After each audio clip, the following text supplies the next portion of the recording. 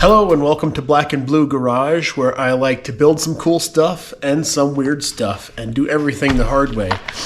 If you're new to the show, this is a great place to start because I'm giving it a progress report on everything that I've done in the last 6 months. If you're a regular on my show, this would be a good chance to review everything that I've done. And if you haven't been here for a while, this is a great chance to get caught up. The last time that I did a progress report, I was working on the 4-link for this truck on the rear. Since then, I finished building the links, welded the truss onto the axle, welded the spring perches onto the axle. I used the bracket kit from Ironman4x4fab.com.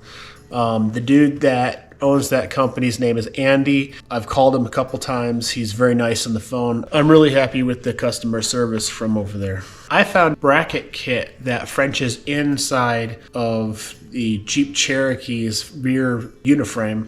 So I ordered that and flipped them around inside out and welded those Frenched into the inside of the Jeep Comanche frame.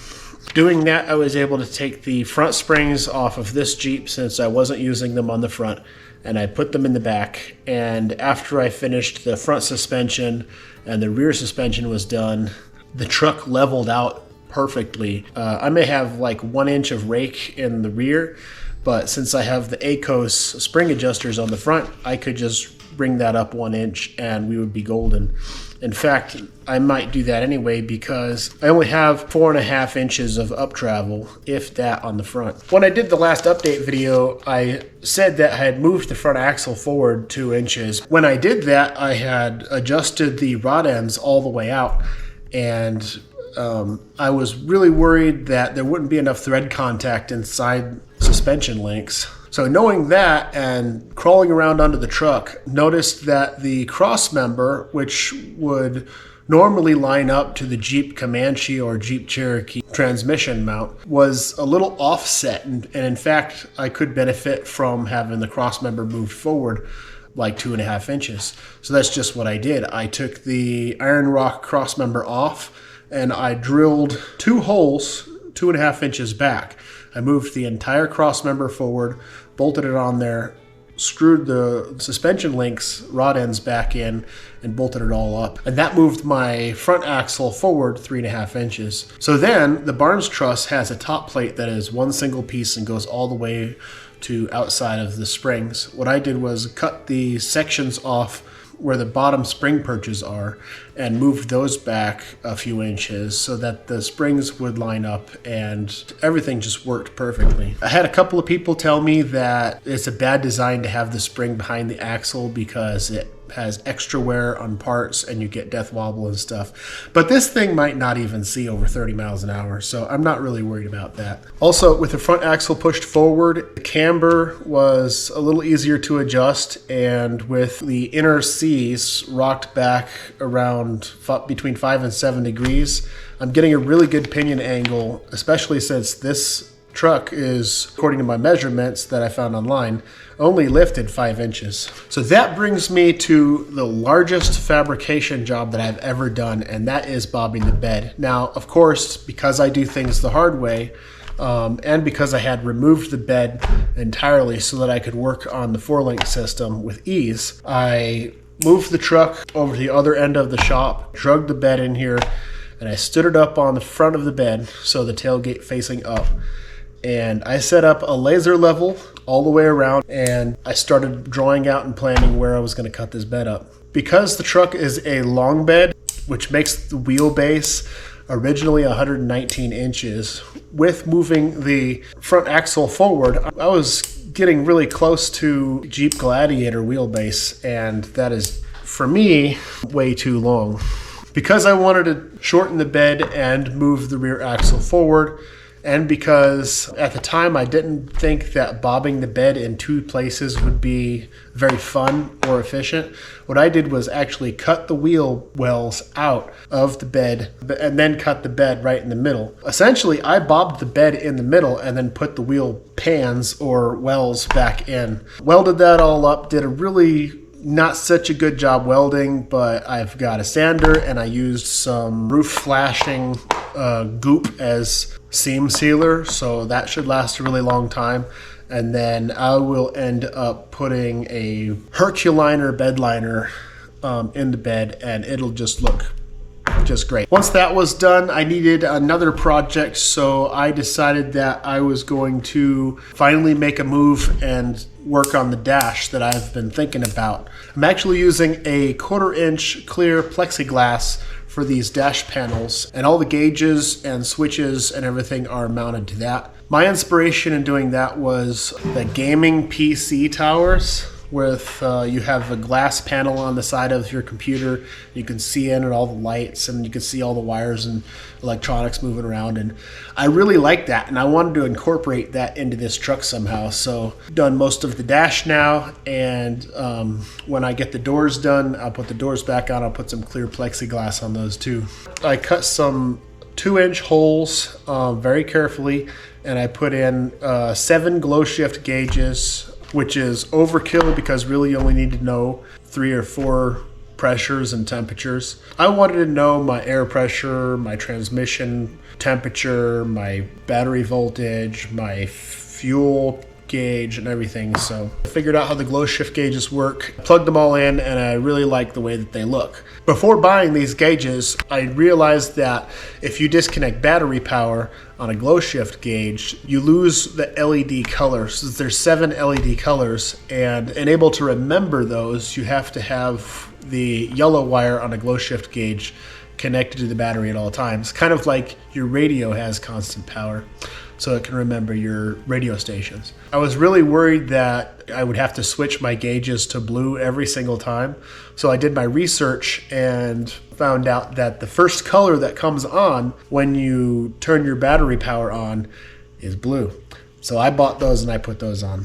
The next thing I did was I removed the Razor seats out of there because I found a PRP style racing seat. The name on the seat cover is Baja Sand, which could just be the name brand of the seat cover, and these are actually PRP seats. But really, there's a few companies that use this exact same seat. I bought them on the marketplace for, I think, less than $200. So I got one of those installed because I wanted to see if for one that I could do it, and also if I could mount it low enough. I ended up stripping the seat down to the metal tube frame and cutting up the right side of the seat so that it would sit low enough around that transfer case hump in the middle of the truck. It was a lot of modification and it's really close, but the seat fits, and I actually have about 2 to 2.5 inches above my head, which is more room than the Razor seats had, and they're actually smaller. My girlfriend bought me a RCI 2161 style fuel tank for Christmas, and it's the one I wanted. It's the one I asked for. She's a sweetheart. I had been planning to put it in the truck somewhere. A friend of mine came over to help me make some decisions on the truck, and because he has more experience with this stuff than I do, and he mentioned to me that an external fuel pump, it would be very loud and very hot, especially in Arizona. So what I did was buy a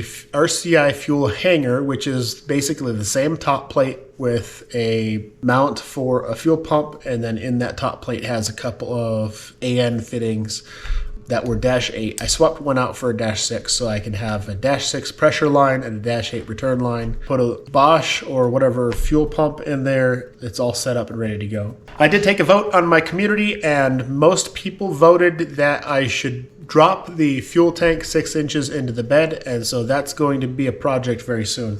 After taking on the project of bobbing this bed and moving this Jeep across into this other bay of the shop was such a pain that I decided my next project should be getting the steering done, because trying to move this without the wheel dollies and the wheels were flopping all around. To steer this, I literally had to use ratchet straps as a tie rod and to steer it.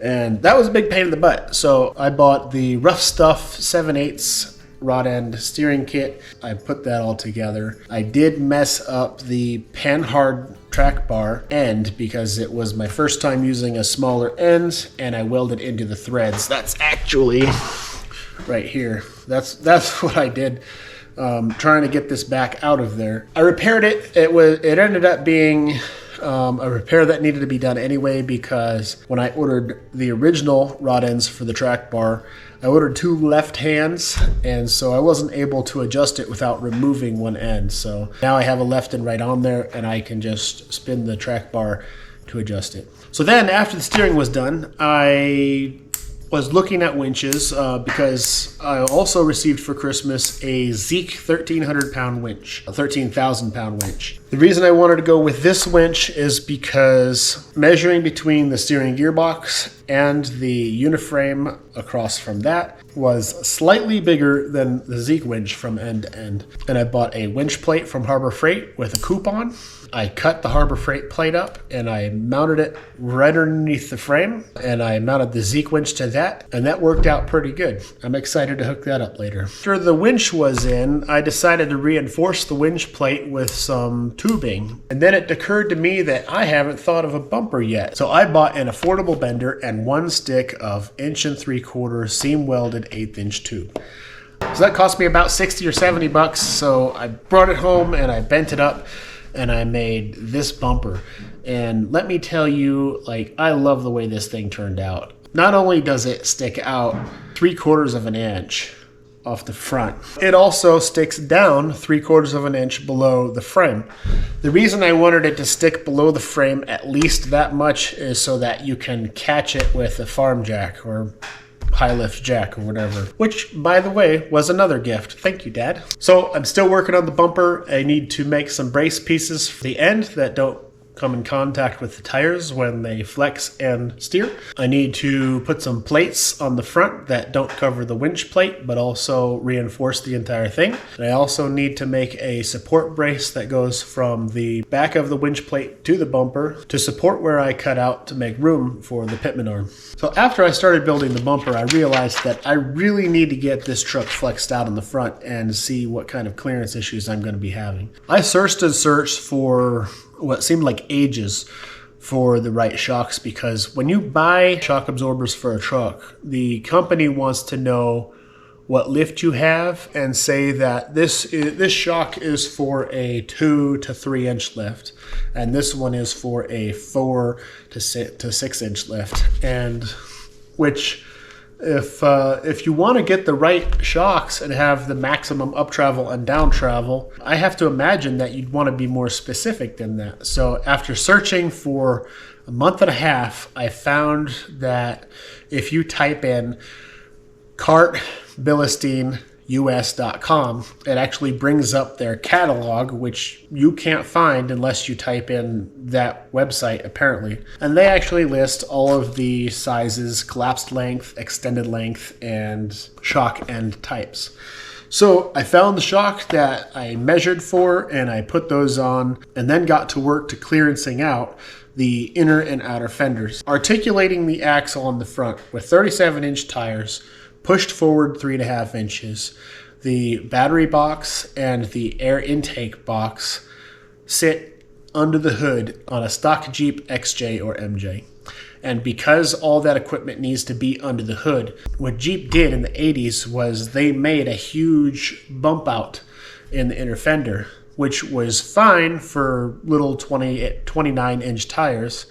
But when everybody puts big tires on there, then a lot of the times they either just lift it 6 to 8 inches, or they rub on those bumps. TNT Customs sells an inner fender panel replacement kit, which solves that problem. And I don't think that I installed those correctly, but the way that I did it made it really easy. I didn't have to drill any spot welds. I just cut and I hit with a hammer a couple places and I welded them up. And I really like the way they look. I haven't even painted them yet, and they look good. After doing that, I flexed the thing out. I turned the tire inward, and I had to trim the very edge of the bumper that I built, but I think that it's going to be okay. I'm going to reinforce the tube on the inside and make a plate over where I cut. But the important part is I can have full up travel and not get into my bumper my inner fender, my outer fender, or my header panel. Now, if I ever go with a bigger tire, I'll have to go in and maybe clearance out just a little bit more. For now, you can bump this out all the way, turn the wheel all the way in, spin the tire, and nothing contacts. And I couldn't be more pleased. So then, knowing how much travel I need to go up, I made a bump stop out of an old bumper that came off of the back of this truck. I made those 4 inches tall so that I still have 4.5 inches up travel, and the bump stopped the up travel an inch before the shock bottoms out with the truck fully flexed out. The shocks that I put on are just under 12-inch shocks. They're 11 and 3/4 inch travel shocks. But because these Ford F100 axles are a few inches wider than the Dana 30s that came on the XJs and MJs, I think I'm getting a little bit more wheel travel than the 10 inches designed into this thing. I'll have to wait until I get the rear shocks and the whole thing put together to figure out exactly what kind of travel I have in the front and rear. So then, just for fun, I ordered a transfer case clocking ring because I noticed that the transfer case hangs about 1.5 inches to 2 inches below the plane between my cross member and my rear links, which is where I want my belly pan. And so because I don't want to build a little bulge out where the transfer case goes, I clocked up on the driver's side 10 degrees, and that took care of that problem. And now I'm actually sitting 1 inch above where the belly pan is going to go. So then, with all that done, I decided that I'm going to try to get this truck started with just the engine harness, and the electrical stuff that I've hooked up in the cab. I worked on this Painless harness off and on for the past year. So Painless wants you to mount their fuse block underneath the steering wheel where classic cars and newer trucks originally mount theirs. But because I'm mounting mine on the passenger side, I ended up cutting all the zip ties and separating all the wires and re-zip tying it to follow the pathways that I wanted it to go. I think I have that all mapped out. There's a few things that I have clipped together just so that I could crank the engine over. And that brings us to my next big news of the day. I hooked up my Nylite fuse panel, which was recommended to me by Dylan and Zach. I hooked up some relays. I hooked up my switch panel. I hooked up power. I ran some battery cables from the bed to the engine bay, and then I hooked up a starter circuit and I cranked over the engine. I cranked the engine over twice. I got no oil pressure on my glow shift gauge. So I did a little research, and someone on YouTube said that if you pull the spark plugs, it's easier to turn the engine because you're taking all the load off of the starter by eliminating your compression. So I pulled all the spark plugs and I cranked it over 2 or 3 more times for about 20 seconds each. Still nothing. So I did a little more research because I have zero experience. And apparently what everyone else knows that I don't is that if your LS sits for a really long time, has any parts that were replaced, or if you've rebuilt it, or if it's brand new, the priming procedure is as follows. Either you're in your garage, you pull the spark plugs and you crank it and you crank it and you crank it and you crank it, and you charge your battery and you crank it some more, and then you get oil pressure. Or you can take a 3/8 hose, pull the priming plug off the side of the block where that oil pump is, and put about 5 to 8 ounces of oil in there. I took a bottle, drilled a hole in it, shoved a hose in there, put 5 ounces of oil, drained some oil into the oil pump, put the plug back in, cranked it over 2 more times with the spark plugs out, and slowly the needle started to climb. And man, was I excited. I got 32 PSI of oil pressure. Shut it down, I turned the power off, I hit the kill switch, and I was done for the night. I've ordered O2 sensors, which I don't think I need those to run, but I ordered them anyway. I ordered a shorter engine dipstick because that hits the hood. I ordered a shorter transmission dipstick for the 4L60. I also ended up ordering some more AN6 fittings and hoses because before I cranked this thing over, I wanted to make a short hose that connects transmission fluid cooling fittings together so that as I'm cranking the engine, I'm not shooting oil all over the ground and emptying out the transmission. So that about does it for this progress report. I will do another one in March.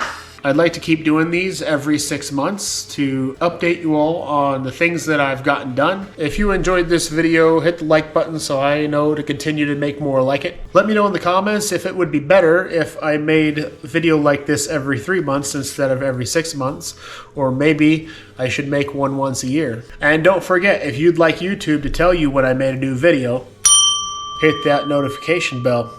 Who welded this?